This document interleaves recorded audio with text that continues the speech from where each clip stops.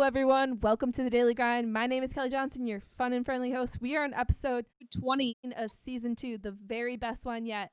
I wanted to give a quick shout out to John Pound Photography. We worked with John on our podcast, Brand Photography, and the portraits turned out incredible. He was very professional, and I enjoyed the entire photo shoot experience. I would highly recommend him for anyone needing quality portraits. If you are located in the Milwaukee area, reach out to John at johnpoundphotography.com. Thank you, John. Before we go live with our special guest, here's your fast fact of the day. The speed of a computer mouse is measured in Mickeys. A British scientist first invented the rollerball device in 1946 while working for the Royal Navy, but the word mouse didn't get coined until 1965. There's your fast fact of the day.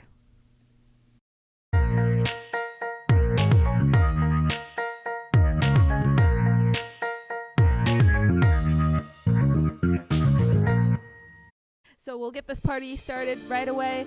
I'm going to introduce our special guests onto the show. Let's welcome Whitney and Taly. They're the founders of Blink Date, which is a new virtual blind speed dating platform. And it's the future of dating online. So Blink fosters real, genuine connections by eliminating swipe culture and changing the way people use technology to begin meaningful relationships. So welcome to the show. Yay, thank you for having us. Thank you, Kelly. Yeah, thanks for being on the Daily Grind today. I'm excited to learn about both your backgrounds and to learn more about Blink Date and whatnot. So for our listeners out there that don't know you already, Taly, Whitney, can you tell them who you are, where you're from, and what you do? Sure. So I'm actually a lawyer by day, entrepreneur by day and night. Currently working a full-time job, and Blink is the passion project that I spend a lot of my time on as well. Originally grew up in the Midwest and currently based in Los Angeles and working in entertainment law. Yeah, and I am also a lawyer, but a recovering lawyer, I like to say. I practiced for a couple of years before transitioning into more of a tech type role, and I am now a product manager by day and entrepreneur also by day and night. And so currently working at a company based in the Bay Area, but given COVID, I'm currently on the East Coast, where I'm from, planning to drive back cross country. So a lot of back and forth for me. Mm-hmm. Yeah, both of you have quite the daily grinds going on during this time, or just in general too, which is great. It adds a lot of interesting traits about both of you and excitement to our show, obviously. So, with your lawyer backgrounds, how do you both become interested in entrepreneurship and startups? Yeah, so I am a child of immigrants. My dad is self-employed, and so throughout my life, I've just seen kind of the entrepreneurship. I've kind of always seen people overcoming challenges and really not seeing them as stop signs so much as roadblocks to just kind of overcome. And so, you know, from high school on, I really just sort of took advantage of every opportunity I could to kind of be an entrepreneur. And that's taken many forms over the course of my life, whether it's funding trips by selling things or I created a pet treat bag and now Blink. And so it's really just been kind of a strain throughout my life and just something I really like to do. I really like building things. Yeah, it's just a passion. It was interesting because, like many people, I probably spend a majority of my day thinking up great ideas, and then I proceed to look them up and see that someone else has invented them or come up with them. So we were excited to see that this was a really unique app idea. But yeah, I grew up, with my dad being kind of an entrepreneur and inventing a few things on the side that he was super passionate about. And my mom is a hairdresser and a business owner herself. And so I kind of just grew up with that same spirit in the household. And I think it's carried through, and working as a lawyer doesn't often, allow for creativity, but really taking time to kind of think outside the box and come up with these really, really fun ideas and projects to work on has been a joy. That's great. Both of you have quite the variety and background, a skill set, to be honest, having that creativity, want to build something that's thinking outside the box. which is awesome. And did you take like classes or during your like studying outside just the law degree, or like reach out to your network or learn? How do you learn like the entrepreneurial mindset in that regard? Did you do other things or more just self taught? I mean, when I back in undergrad, because I had that interest, I did go to business school and got a degree in that. But you quickly learn what you do learn in the classroom, such as marketing, finance, things like that. That's really good basics. But it's really when you really roll up your sleeves and get into it that you see those concepts applied. And certainly in a startup of two right now, there's a wide variety of things that we have to learn on the fly, and things that we have to kind of figure out ourselves. So it's been a challenge. It's been really fun, but having that background has been helpful for me. Yeah, and I would say I'm on the other end of the camp. For me, I didn't study anything relevant in college. I sort of knew I was going to law school throughout it, and I studied history and Spanish, so not really useful when it comes to building a business. So for me, it was a lot of trial and error and experimenting and just doing things and seeing what stuck. And I think, like I said, it might be from just like my upbringing, like just not seeing challenges as stop signs, just really just powering through and seeing what happens. And I'm the type of person who also just likes doing things and experimenting, and that's sort of how I've approached kind of startup life too. Really well said. Yeah, Taly, Whitney. Yeah, speaking on that doing side, so perfect transition to the question I have, and all of our listeners have, obviously. What was your aha moment then that inspired you to create a Blink Date background, also on the brand name too? Yeah. So I've had the idea for Blink since 2012. So it's been a while. And it was inspired by eating at a blackout restaurant. And we were seated with another couple at our table, and we were told, you're welcome to have a conversation with the people you're seated with or not. It's communal, but you're sitting next to your own partner. You could, have your dinner however you'd like. And about halfway through the meal, something sparked a conversation between my partner and I and this other couple, and it was just an incredible conversation, and we couldn't see each other. We had no idea who these people were. And it was just a really like easy and warm conversation where we were really open with each other. After the dinner, when they let us out and I saw this other couple, I realized they were nothing like what I thought they would look like. And I realized how many assumptions I made about them just based on their appearance. And maybe I wouldn't have had kind of that warm, open conversation with them had I seen them beforehand and made those assumptions beforehand. And so it was this moment of realization that, we have all these inherent biases and unconscious kind of thoughts about what people are like based on what they look like. And how great would it be if we could not have those assumptions, especially in the context of trying to find a partner and really make those real connections with people. And so, like I said, it's been a while since I had this idea, and it took meeting Whitney and talking to her about the idea to actually kind of turn it into reality. And in terms of the name, it took us a little while to come up with the name. And I just remember one night, I don't know what it was, but the spark came to me. Blink, like how great of an idea is it for blind speed dating? Because it's a closed eye, so you don't see. It's quick, so it's like a speed date, and it rhymes with all of these other amazing words like wink, think, sync. And we like immediately went through the process of getting our LLC and kind of creating our website and all of that. Um, and only afterwards realized that we weren't the only geniuses with this idea. And so there are a few defunct dating apps with the same name. So perhaps not the most original name, but it's one that I think really sticks with our concept, and one that I really love, despite the shared feature of it. Definitely. And then yeah, just looking at the logo too, Blink Date. I got the bee with the heart Yeah. resemblance. Yeah, the logo took a little bit of work. Both Whitney and I wanted something that we could really go with in terms of branding, and we weren't sure how on the nose we should be or how abstract to be. And so we ended up with the bee that looked kind of like a racing heart was the concept. And so we're hoping that it will really kind of encapsulate what we're trying to go for in this little package, especially because it is such a crowded market. I don't know, Whitney, if you have any other thoughts on the logo piece.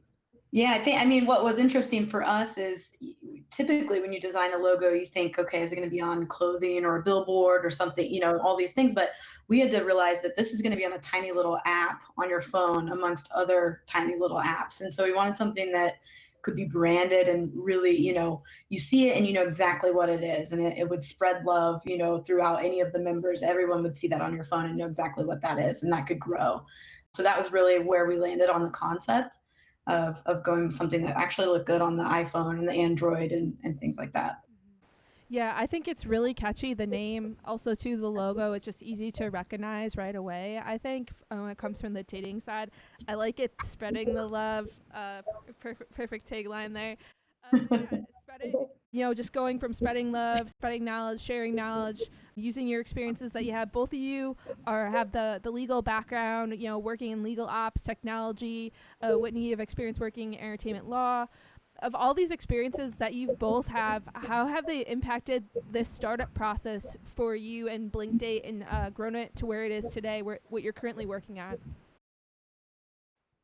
Yeah, I think being from the ops kind of space, it's led me to kind of have this really efficient, practical-minded approach to things. So, sometimes we'll talk about high-level concepts, but given my ops background, I always take that step forward and say, what does that actually mean we have to do? Which, when you're working on a startup, is really crucial because there's so much to do and so many ways to approach something and so many ideas on the best way to do it. And by taking that step forward and saying, how do we actually execute it? It makes it a lot more manageable to execute on and tackle the very, very long list of things that needs to happen. So I've tried to bring that to our day to day, especially because we do have these full-time jobs, our day jobs, and so we're constantly tackling like long lists of things to do, and trying to hit all the kind of nails on the head while we're bringing this to launch. Yeah. I would say, from a practical standpoint, being an attorney has, taught me to think really critically and around problem solving. So, what you learn when you get your law degree is really how to look at something and you see both sides and you kind of wrestle with that. I think applying that to a startup where you're met with a ton of challenges is super, super important. And Taly and I can have some mindset as we work through those things together. So I think that's from a practical standpoint is hugely, hugely beneficial.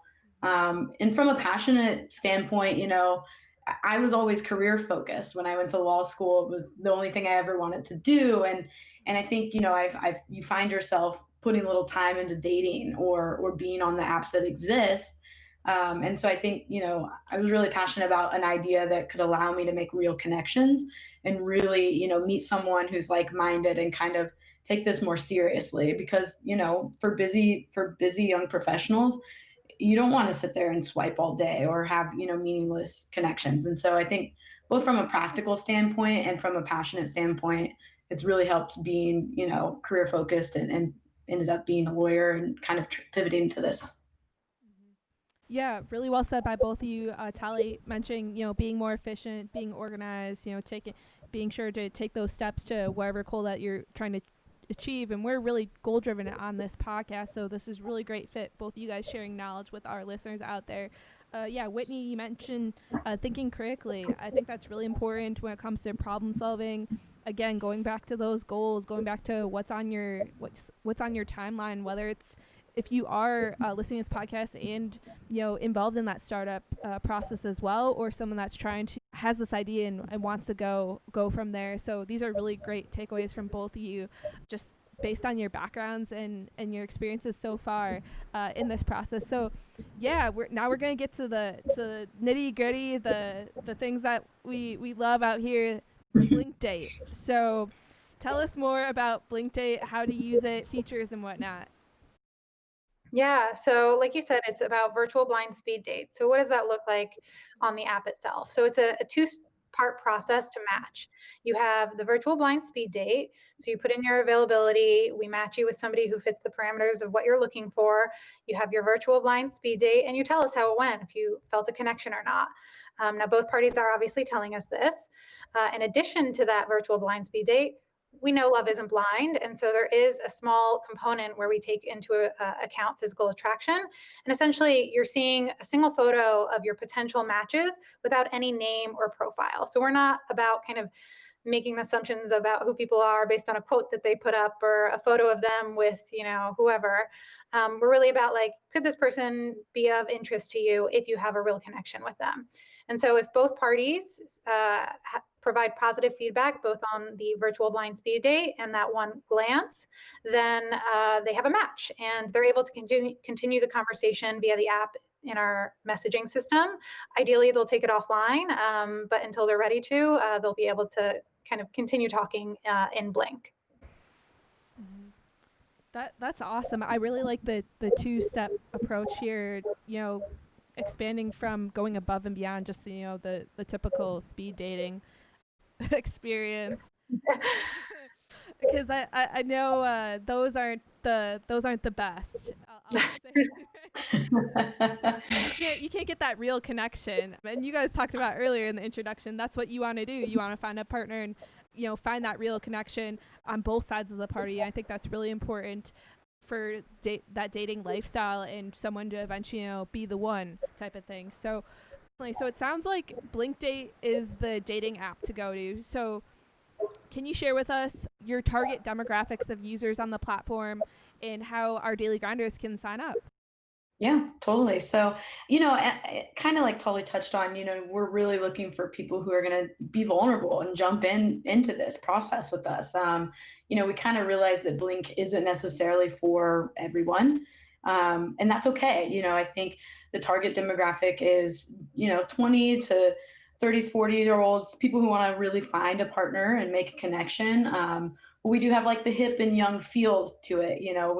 We want people who have shared interest and can find someone who that they really hit it off with. So that's kind of the target demographic, and we have a wait list on our website at theblinkdate.com, and you can find us on our socials at the Blink Date. Happy to answer questions if you send us a message through either of those. But yeah, we're growing our wait list and getting signups and preparing for the launch, and we would love to welcome all the daily grinders to sign up. Yeah. Wonderful. Yes. Daily Grinders listening, we will put the Blink Date, where to find, where to sign up in today's show notes as always. So super easy after listening to this episode. So I'm super excited for this to launch soon and be involved in it. So going back to startups, the importance of to build startups, what all the skills, team players are involved. Can you tell us, Whitney, Taly, the importance of teams and how is your team at Blink Date create a synergy? How do you guys create synergy, overcome challenges? And then I guess this is a two-part question, but key takeaways for our listeners out there working within a team and how can they have that strong core team? Sure. Yeah. I think, what's really interesting between Taly and I, as she kind of touched on earlier, is that she's very good at getting in there in those details and really, pushing things forward and seeing exactly all the steps that lead up to what we're ultimately hoping to do. And I'm a bit of an idealist in some sense, and I see the big picture. And so I'll come up with these, seemingly grandiose ideas and not really know how to break that down. And so Taly is a perfect pair for me to kind of work with, and then we'll bounce ideas off of each other. And then it becomes time, hey, let's roll up the sleeves and let's figure out how we're actually going to execute this, how we're going to do it. And so I think the differences that Taly and I have are actually a perfect match, because we do think differently and we approach the problems differently. But it's a really nice balance between both of us. Yeah, and I think another thing that has been really important in our kind of working together is communicating with each other. I think a lot of times teams, especially when you're such a small team, you're sensitive to not hurting other people's feelings. You don't necessarily want to vent your frustrations.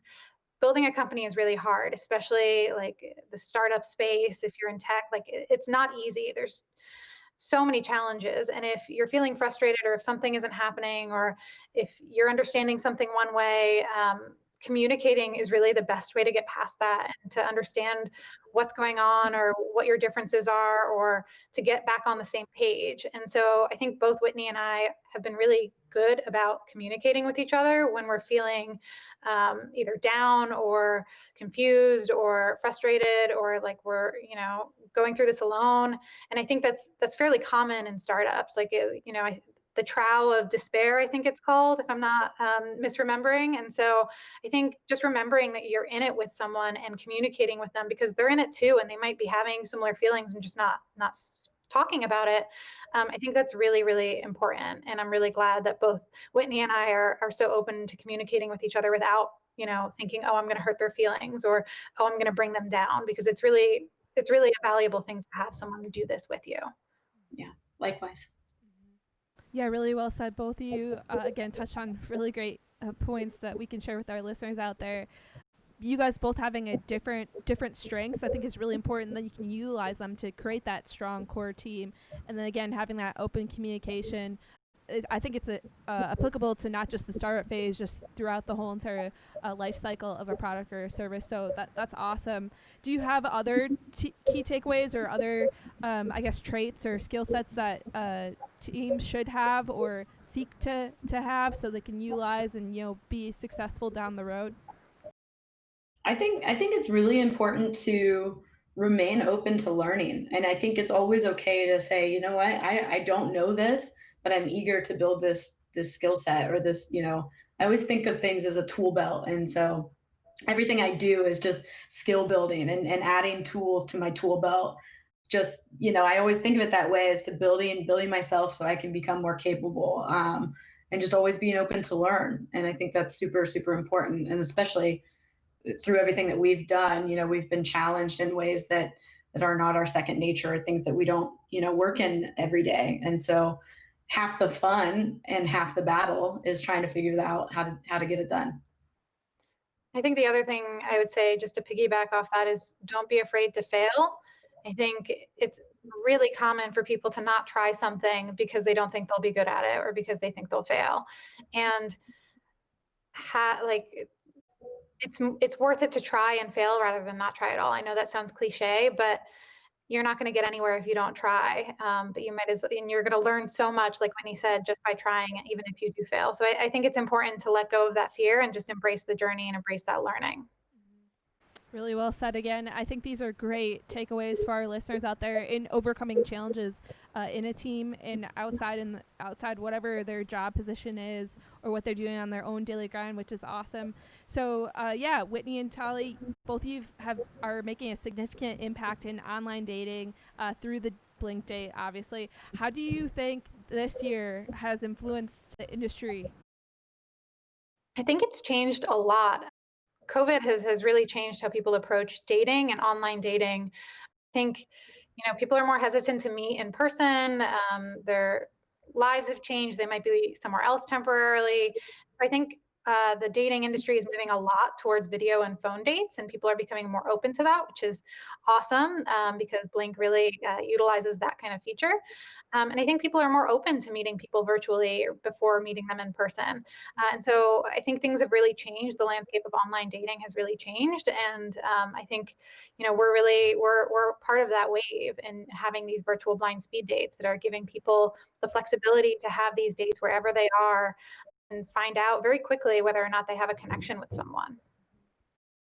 That's great. I think you hit the nail on the head in regards to the shift towards everyone, utilizing those platforms, because during this time with COVID going on, it's hard to meet face to face with a lot of people. There's more barriers to entry in regards to going out to the bar or some local joint to meet in person based on restrictions and where you currently live. So depending on what you're doing out in your own daily grind, again, we'd adhere to your safe and COVID procedures in your neck of the woods, obviously, but that's no barrier in regards to meeting people on Blink Date, which is awesome. So, yeah, speaking of, we're near and dear towards the holidays, right around the corner. Do you have best practices for our single ladies out there or men dating?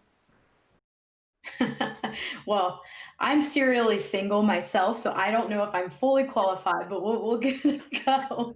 I mean, for me, I think one of the most important things you can do is really understand your own wants, and your own needs, and really sit with yourself and love yourself first, because I think that builds a really great foundation to work off of. And from there, you kind of know what you want out of a potential partner, and you can really be honest and have honest conversations that are open and being vulnerable. I think all that will lead to, really great connections, unlike, some surface level connections that I have often found, in my younger dating experiences and things like that. With the holidays, you have the added fun of your family and friends asking you about what's going on. Certainly something I'm used to. But I think no, I think it's important to just know that everyone has their own timeline, and other people's expectations are not your own necessarily. And I think that's perfectly okay. And I think you can own that and own that maybe you're still working on yourself in preparation for finding that right person. And while I wouldn't say that I'm necessarily an expert, I guess my one piece of advice is really, you know, when you're meeting people and you're trying to find out if they're a potential partner, don't play games with them. I think for me, that was like really the distinguisher between people that I continued seeing and people that I didn't, because I didn't want to waste my time with people who are just going to play games. And so if you're really looking for someone and you're really interested in them, don't play games with them, and just kind of, and that's one of the things that Blink is about in terms of trying to very efficiently weed out people that you are and aren't interested in. And so that would be my one rule, I guess, my one tip. Yeah, I would say last tip as well. Sign up for Blink Date. Yes. Yeah. We're on. Put the plug in there. Exactly. Yeah, so we talked about your daily schedule, working, living, breathing the Blink Date. What's on your daily grind in the upcoming months later this year? Daily grind for us. So there's a lot, but I guess the most pressing, really, marketing and user acquisition.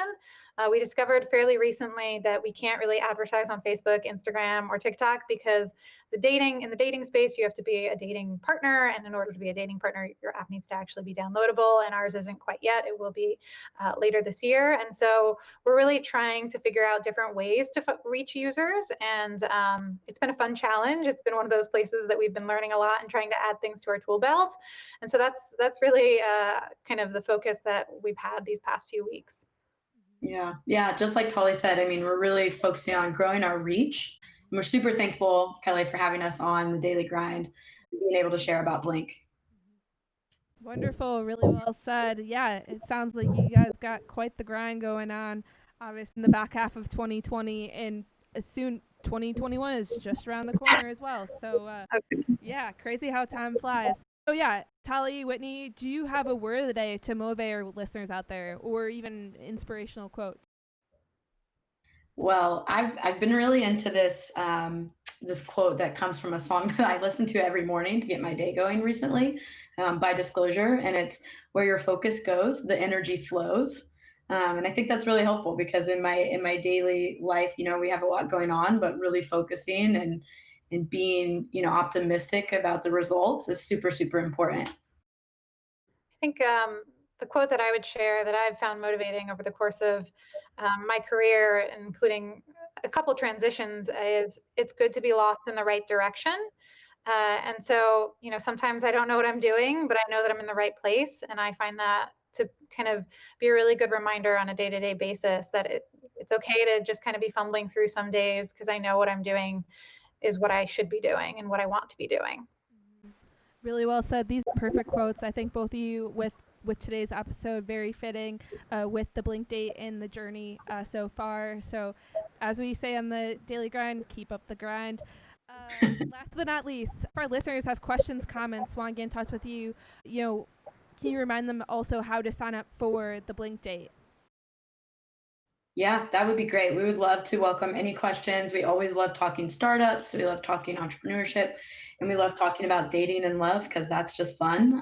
You can find us at theblinkdate.com or on our socials at theblinkdate, and we're happy to always chat and welcome all of you. Awesome. We will put the Blink Date, where to find the Blink Date, website, social media, As always, in today's show notes, thanks again for tuning in today's episode. A big thank you, Whitney and Taly, for being on the podcast. Countdown until Thanksgiving week begins. The Kelly Johnson Foundation is hosting not one, but 2 turkey trots this year. We would like to see you involved in our in-person Wisconsin race or virtual Illinois base, but you can race anywhere. Our in-person Wisconsin Turkey Trot is being held Saturday, November 28th, and our virtual Turkey Trot is being held Thanksgiving Day, Thursday, November 26th. We'd love to see you run, walk, or gobble in our Turkey Trots this year. Our online registration is open at www.kjfwi.org. Last but not least, a huge shout out to all of our sponsors that are making our race events happen. Thank you so much. Let's give a quick shout out to our daily grinders listening to us on the pod or have been grinding with us since season 1. Feel free to check out our journey so far and share your feedback with us. Give us a rating and quick review on Apple. Virtual high five to you in advance. To find the Daily Grind, follow us on Instagram at Daily Grind Pod and on Twitter as well. Check our website at www.kjfwi.org. Daily Grind Pod, official podcast of the Kelly Johnson Foundation. Until next time, my name is Kelly Johnson. Have a great day. Thank you, Kelly. So much.